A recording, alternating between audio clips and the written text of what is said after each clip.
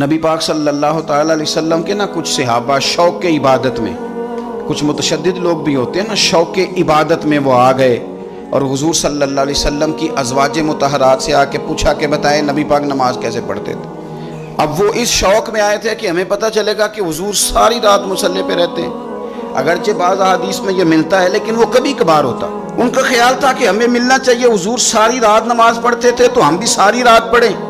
ایک ذہن بنا لیا جاتا ہے نا، اور بعض لوگ سمجھتے ہیں کہ میں نے تھوڑا سا نا 2 قدم بڑھ کے زیادہ نیک بننا ہے۔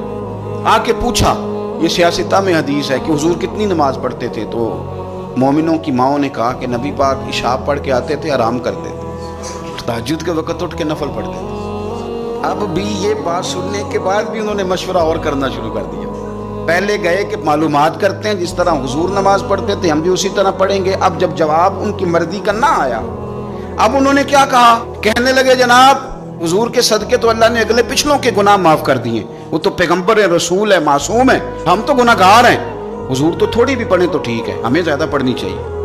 ایک کہنے لگے میں ساری رات نفل پڑھوں گا، دوسرے کہنے لگے میں تو ہر روز روزہ رکھا کروں گا، تیسرے نے کہا کہ میں شادی نہیں کروں گا، اکیلا ہی رہوں گا، عبادت ریاضت میں رہوں گا۔ اللہ کے رسول صلی اللہ علیہ وسلم نے بات سن لی اور حضور نے بات سن کے بڑے ٹھنڈے اور بڑے میٹھے انداز میں فرمایا، میں تم سب سے زیادہ رب کو جانتا ہوں اور میں تم سب سے بڑھ کر اپنے رب سے ڈرتا ہوں۔ فرمایا میں عبادت بھی کرتا ہوں، آرام بھی کرتا ہوں، میں نکاح بھی کرتا ہوں اور عبادت بھی کرتا ہوں، میں اللہ کی بارگاہ میں بھی حاضر ہوتا ہوں اور حقوق العباد بھی ادا کرتا ہوں۔ فرمایا یہی میری سنت ہے، اس کو اپناؤ گے تو میرے طریقے پہ چلو گے، اور جس نے میرا طریقہ چھوڑ دیا اس کا میرے ساتھ کوئی تعلق نہیں ہے۔ عبادت میں شدت کرنے سے حضور نے منع فرمایا۔ میرے بھائی، نبی پاک صلی اللہ علیہ وسلم نے ہمیں آسان دین عطا فرمایا۔